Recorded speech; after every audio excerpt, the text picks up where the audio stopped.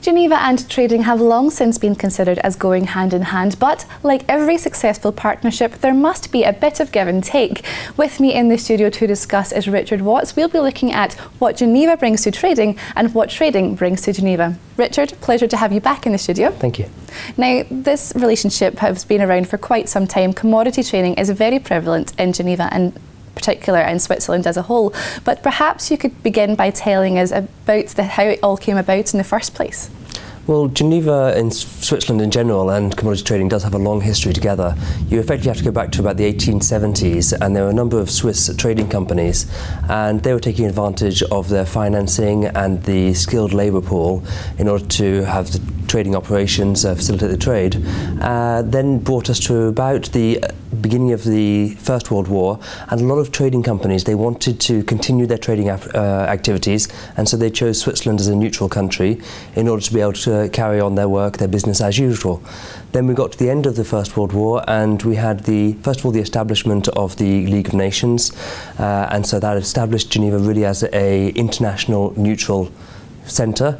We also had a number of other influences. Nestle at the time was very, very prominent, and a lot of their suppliers established offices in Lausanne to be close to their principal client.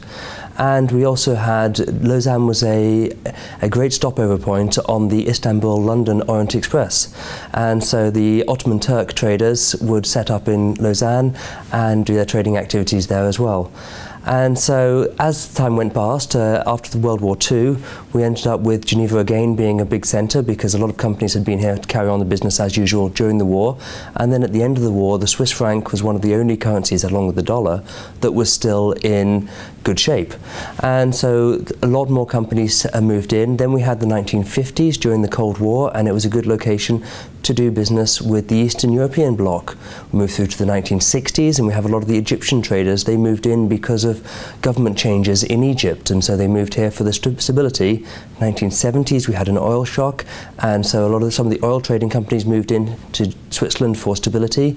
And then 1990s, with all the troubles going on in Russia, a lot of the Russian oil trading companies moved into Geneva, again for the stability and for their long-term plans. And so you take all of these things together and you end up with quite a critical mass. And on one side you have the trading, and so you have companies like Andre, Nestle originally, but now we have Cargill, we have a lot of the big trading companies. We also have the shipping, and so we had Swiss Atlantic, we had MSC setting up in about the 1970s. We also had inspection. We have SGS, which moved into Geneva many, many years ago. And we have the financial system. We had BNP moved into Geneva 30, 40 years ago and have a very strong presence here. And on the other side, we also have the legal apparatus. And so you take all of those points together, and it creates a very, very good location for trading activities. Well, it does sound as though there's been a conglomerate of different aspects which have built this one relationship, but how would you define the relationship at the moment between Geneva and trading? Well, if you look at it purely in terms of numbers, Geneva itself has about 8,000 direct employees in trading and about 20,000 indirect employees. Switzerland, the whole country, has 12,000 direct employees of trading companies. In terms of trading companies themselves, in Geneva there are about 400, and in Switzerland there are about 600 trading companies of all sizes. And so there's the whole range of the different trading companies. Switzerland has become a global centre for trade finance, a global centre for inspection, and the latest figures show about 22% of worldwide commodity shipping have been initiated from Switzerland. So if we look at the different commodities, first of all, if we look at sugar, about 50% of global sugar trading is initiated within the Le Mans region, so Geneva, Lausanne, that area. And so 50% is quite a significant portion of global trading.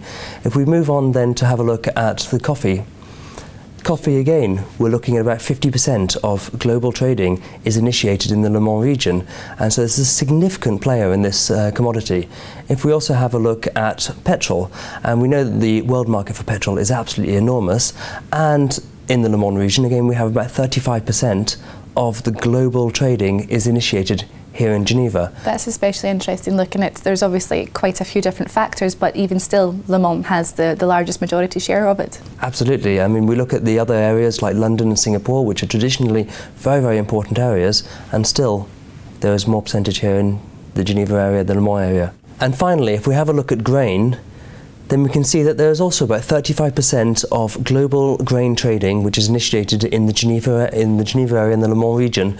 And so these four commodities put together represent a significant volume of trading happening in this area, and it's expanded itself, and as I said, the critical mass has ended up creating itself as a centre in and of itself.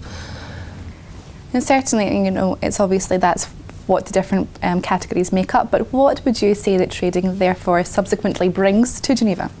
Well, I think that trading brings a lot to Geneva and to Switzerland in general. The first impact is obviously revenue for the country, and so if we look at the effect on the GDP, I think trading makes up something in the region of 10% of Geneva's GDP and about 3.6% of the entire Switzerland's GDP, and so it does bring in an awful lot of money for the coffers of Switzerland. Then also it reinforces the fact that Geneva is an international hub. For people living in Geneva, it allows much more direct flights, much more flight connections, which is obviously a benefit. There's a lot of development of Geneva in order to bring in people who are working in this sector, and so it has quite a lot of positive impacts on Geneva itself, but the one that we've really noticed most is probably the financial aspect, and if trading did leave Geneva, then it would leave a significant hole in the budget of the state. Indeed, and thinking about that, it does make you wonder, you know, how could Switzerland or Geneva in particular cope without this industry? But if you look at it from the other side of the coin, shall we say, what does Geneva therefore bring to trading? Well, Geneva and Switzerland again as a whole bring an awful lot to trading. Basically, it makes an environment which is very, very easy to create a trading company, to do your trading operations and to hire people. And so first of all, there is the surrounding structure for a trading company. There is the financing, there is the legal apparatus, there is the inspection, there is the shipping services, and so there's everything that a trading company needs to function very, very efficiently. Also simply the lifestyle in Geneva. If you're trying to hire someone and you propose to them to move to Geneva, it's not particularly difficult, because here in Geneva we have the lake, we have the mountains, we have a very healthy lifestyle. To bring up children, it's quite agreeable, and so you put all these things together and it makes it very, very attractive. Also Geneva itself, it's the stability, the fact that we have predictability of the regulations of what will be a decision, will probably be a decision today and in 5 years' time. And so you take all these points together, and Geneva, the canton, and also Switzerland as the country have created very, very interesting and favourable environment for trading. A lot of people tend to focus on the tax aspect, and the tax aspect, while it's interesting, it is just as interesting in many other countries around the world, and so it's mainly on these other aspects that Geneva really comes out on top. It is certainly very interesting, especially for landlocked areas such as itself, but these fundamentals are there, they're existing. So what would you say, you've mentioned already also the companies which are involved, what is being done to promote this sort of industry, would you say? Well, there are a number of different organisations which are being used to promote this industry. First of all, here in Geneva we have the Geneva Trading and Shipping Association, GTSA, which is basically there to promote the interests of trading companies. And so they provide training, which is very important for these companies in order to have the skilled employees, but they also do some lobbying exercises with the government, and it's also information to make sure that people understand what trading is all about and why it is actually a very, very positive thing for every part of life. After that, you also have smaller associations. For example, you have the Propeller Club here in Geneva, which is a club for people who are in the trading and shipping industry, and it promotes the interests of those people, and also it provides a networking opportunity, an opportunity for people in this industry to actually get to know other people within the same industry, and for there to be a forum within Geneva. In other parts of Switzerland, we also have other associations. We have the Zug Commodity Association. We also have some of the UN organisations are promoting trade. We have obviously the WTO, which is very active in promoting trade, but also we have UNCTAD, the United Nations Commission for Trade and Development, which is promoting. And so there are a number of different areas of Geneva, areas of associations which are promoting the trade, and you have a number of individuals who are also trying to get the message across. Well, great, and thank you very much, Richard, for sharing your message with us today. It's been a pleasure listening to you and hearing all about it. Thank you. Thank you very much. Well, that's all from Richard and myself. Please do click back to Dukascopy TV for today's Targets and Focus programme. But for now, goodbye.